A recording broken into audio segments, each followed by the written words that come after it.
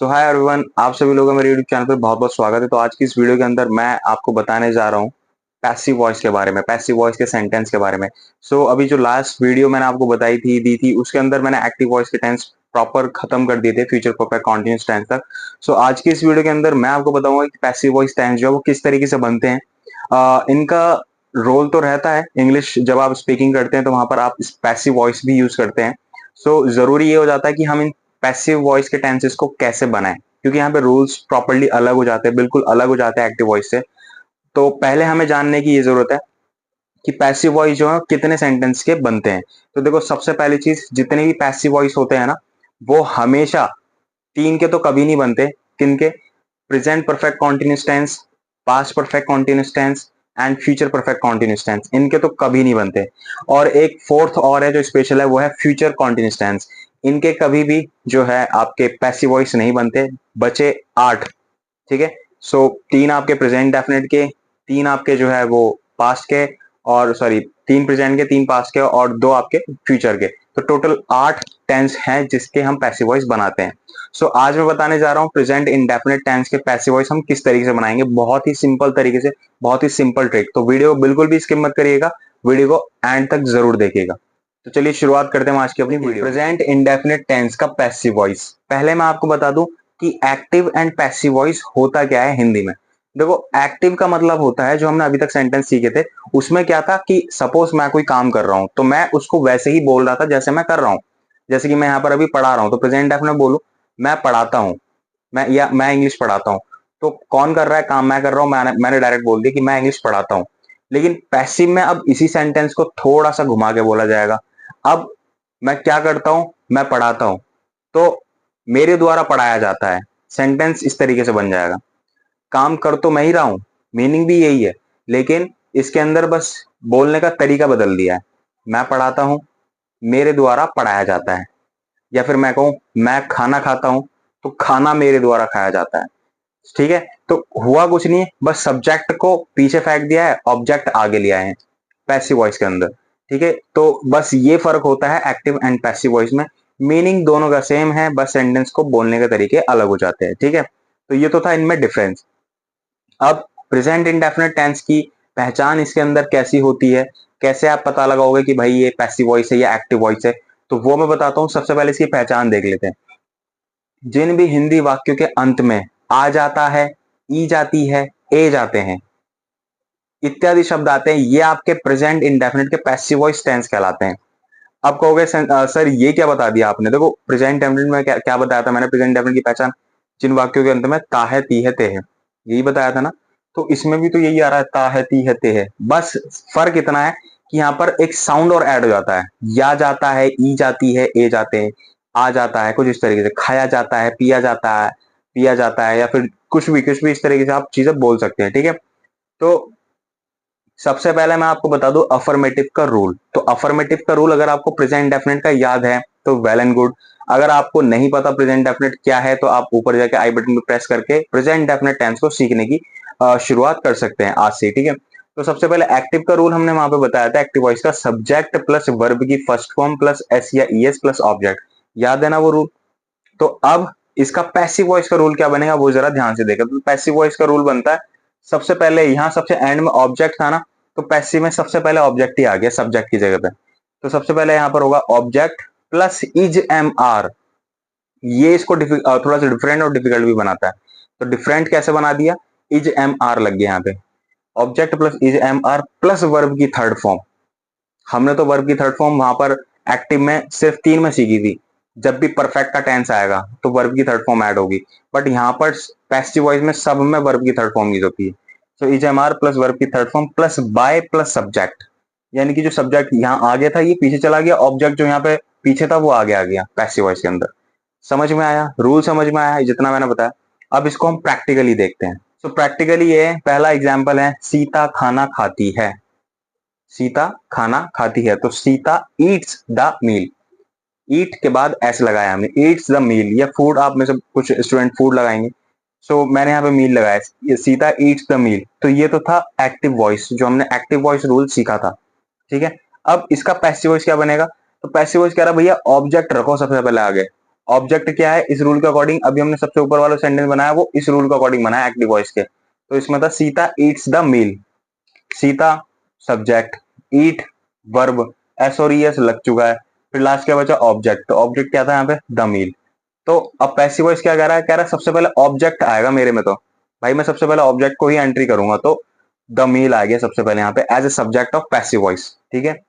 अच्छा चलो the meal आ गया यानी खाना, अब खाना वर्ड जो है वो सिंगुलर है तो उसके साथ हमने इज लगाया, द मील इज, फिर कह रहा वर्ब लगाओ जी इसके बाद, तो खाने की इसमें वर्ब ईट होती, ईट की थर्ड फॉर्म क्या होगी eat ate eaten, the meal is eaten, फिर कह रहा है अब इसके बाद बाय लगाओ फिर सब्जेक्ट लगाओ, तो बाय आपने लगा दिया, सब्जेक्ट कौन था इस सेंटेंस के अंदर एक्टिव में सीता, तो बाय सीता। समझ में आया, बहुत इजी तरीके से समझाया मैंने आपको अकॉर्डिंग टू रूल को क्रॉस चेक करते हुए। तो इस तरीके से बनते हैं पैसिव वॉइस, ये बहुत ही छोटा सा मैंने एग्जांपल दिया था, सेंटेंस बहुत ही ज्यादा डिफिकल्ट बहुत ही ज्यादा लॉन्ग बन सकते हैं। और स्पीकिंग में क्या होता है बाय बाय तो नहीं लगाते, देखो लाइक जैसे कोई सेंटेंस आप बोलोगे so this work has been done, या फिर this work is done by, like बहुत ही रेयर होता है जब हम किसी पर्सन को इंक्लूड करते हैं बाय सच अ पर्सन और बाय एक्स वाई जेड जो भी हम नाम वहां पे देना चाहें। बाकी ज्यादातर स्पीकिंग में जो है सेंटेंस कहां तक बोला जाता है मैं आपको बता रहा हूँ, सिर्फ वर्ब तक, वर्ब की थर्ड फॉर्म तक ज्यादातर स्पोकन में जब हम बोलते हैं सेंटेंसेस, ठीक है। तो ऐसा नहीं है कि सिर्फ स्पोकन में हमें यहीं तक बोलना है और लिखने में हम यहाँ तक हम यूज कर सकते हैं, ऐसा कुछ नहीं है, डिपेंड करता है सिचुएशन पे, ठीक है।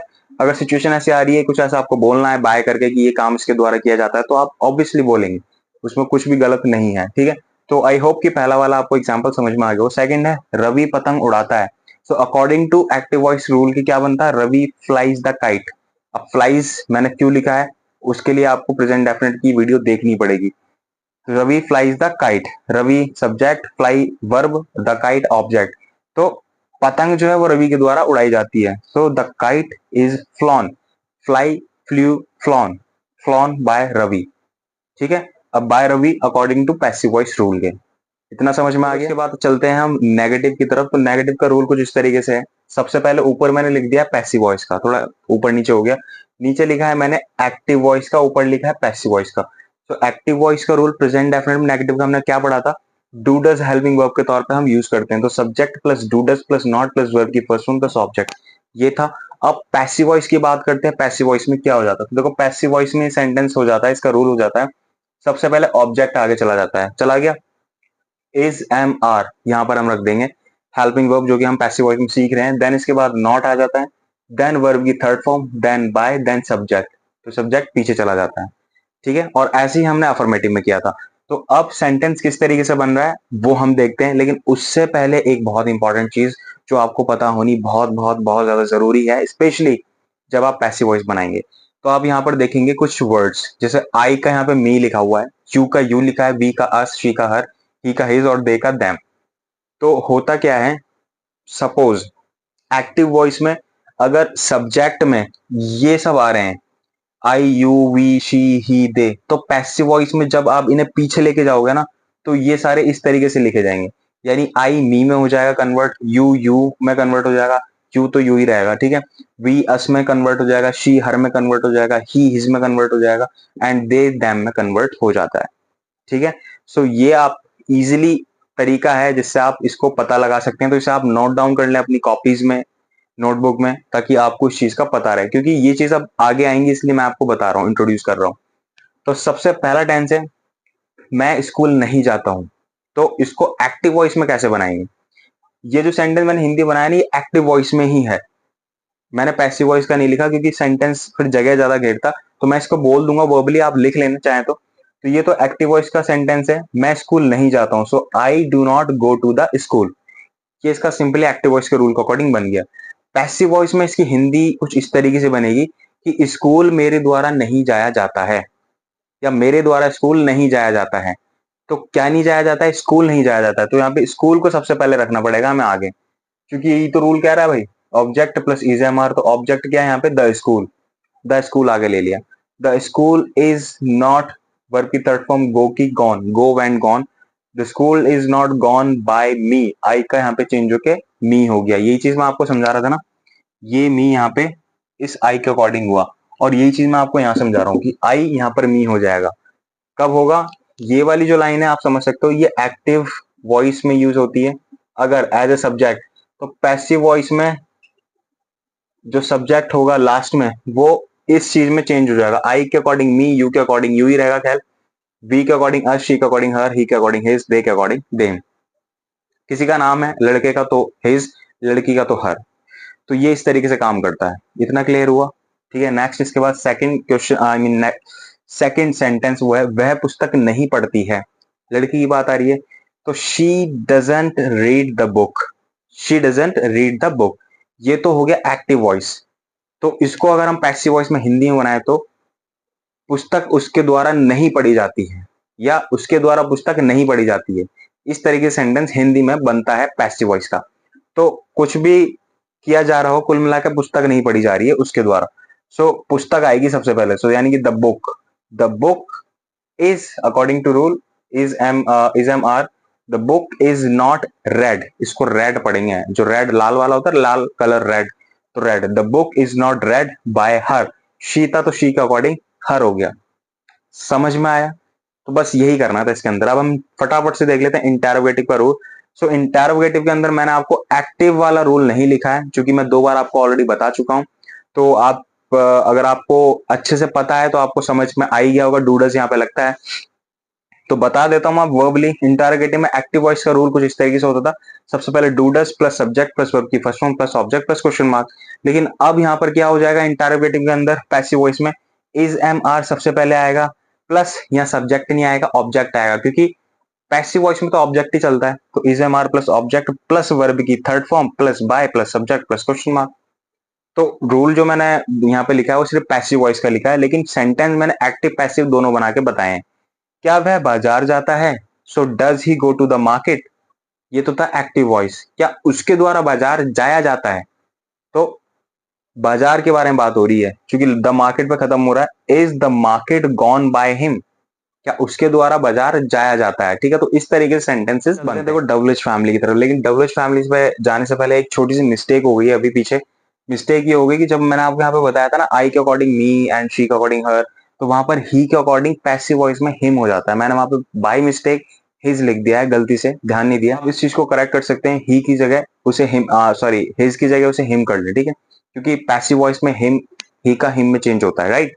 तो अब हम कर रहे हैं डबलिश फैमिली का रूल। तो देखो डबलिश फैमिली का जो एक्टिव वॉइस का रूल था वो सबसे पहले मैंने ऊपर लिख रखा है, W H family plus do does plus subject plus verb की first form plus object plus question mark. लेकिन अब इसका पैसिव में कैसे बनेगा? तो पैसिव में सिंपल है, W H family plus is am are plus subject, हटके यहाँ पे ऑब्जेक्ट आ जाएगा, वर्ब की third form plus by plus subject plus question mark. ठीक है। एग्जाम्पल के लिए हम बनाते हैं एक हिंदी में सेंटेंस। देखो इस वाले टेंस में क्या होते हैं पैसिव वॉइस में, अगर आप इंग्लिश बनाओगे तो इंग्लिश बनाना आपको थोड़ा सा ऑड लग सकता है, तो उसे आप हिंदी बोल करके करेक्ट करने की कोशिश करें। यानी कि अगर आप हिंदी में सेंटेंस बनाओगे ना, वैसे ही इंग्लिश में बनेगा एग्जैक्टली। हिंदी में सुनने में अगर अच्छा लगा तो इंग्लिश में सुनने में भी अच्छा लगेगा। तो जैसे कि पहला था, वह आपको 3 बजे क्यों बुलाता है, तो ये एक्टिव वॉइस था। इसका सिंपल कैसे बनाएंगे? क्यों को बोलते हैं वाई, ठीक है। सो वाई डज ही, बुलाने का काम कौन करता है? वह करता है। किसे? आपको। सो वाई डज ही सब्जेक्ट आ जाएगा, why does he call you, आपको, एट 3 o'clock। ठीक है। अब पैसिव वॉइस सुनो, उसके द्वारा आपको क्यों बुलाया जाता है 3 बजे, ये बना, ठीक है, उसके द्वारा। तो ही के अकॉर्डिंग हिम हो जाएगा ना, उसके द्वारा, बाय हिम। तो इसका पैसिव वॉइस बनेगा वाई आर यू। अब यू को यहाँ पर हमने एज अ ऑब्जेक्ट ले लिया है, ठीक है, क्योंकि सेंटेंस ये था, वह आपको 3 बजे क्यों बुलाता है, तो आपको उसके द्वारा 3 बजे क्यों बुलाया जाता है, तो आप आ जाएंगे ऑब्जेक्ट सबसे पहले। Why are you called, third form called हो जाएगा बाय हिम, ही के according him, by him at 3 o'clock। 3 o'clock same रहेगा। ठीक है, इतना समझ में आ गया। नेक्स्ट, आप जापानी कैसे बोलते हैं? आप जापानी कैसे बोलते हैं? So how do you speak the Japanese. ठीक है। आपके द्वारा जापानी कैसे बोली जाती है? आपके द्वारा जापानी कैसे बोली जाती है, तो जापानी कैसे बोली जाती है, तो जापानी को रखना है object. How is the Japanese, जापानी मतलब Japanese language. How is the Japanese spoken by you, you का यू ही रहता है जैसे मैंने आपको बताया था, ठीक है। सो ये थे पैसिव वॉइस, जिसको बनाना, जिसको सीखना शायद स्टूडेंट्स के लिए बहुत ही ज्यादा जो है सरदर्द वाली चीज लगती है कि पैसिव वॉइस कैसे करूं, एक्टिव वॉइस याद ही नहीं होता, पैसिव वॉइस कैसे करूं। तो भाई बहुत सिंपल तरीके से कर सकते हो, बहुत सिंपल तरीका मैंने अब आपको बताया है। प्रैक्टिस करने की जरूरत है, प्रैक्टिस करो। फिर भी नहीं समझ में आया तो आप मुझे कमेंट बॉक्स में कमेंट करके बताओ कि प्रॉब्लम कहाँ आ रही है, मैं उस पर भी एक वीडियो रिकॉर्ड करके आपको समझाऊंगा। ठीक है, सो आज की इस वीडियो में मेरी तरफ से सिर्फ इतना ही था। उम्मीद करता हूँ वीडियो आपको पसंद आई होगी। वीडियो अगर पसंद आई है ना, तो वीडियो को तो लाइक जरूर कर दीजिएगा और चैनल को सब्सक्राइब करना बिल्कुल मत भूलिएगा। और हाँ, अपनी किसी भी जो भी आपके फ्रेंड्स हैं या फिर कोई भी आपके घर में छोटा कोई बच्चा है, तो उसके साथ इस वीडियो को जरूर शेयर करिए ताकि वो भी इंग्लिश को बहुत जल्दी से सीख सके। ठीक है, सो मिलते हैं अपनी नेक्स्ट वीडियो में कुछ इसी तरह की इंटरेस्टिंग एंड इन्फॉर्मेटिव वीडियो के साथ। तब तक के लिए बने रहिए हमारे चैनल के साथ और सीखते रहिए इंग्लिश।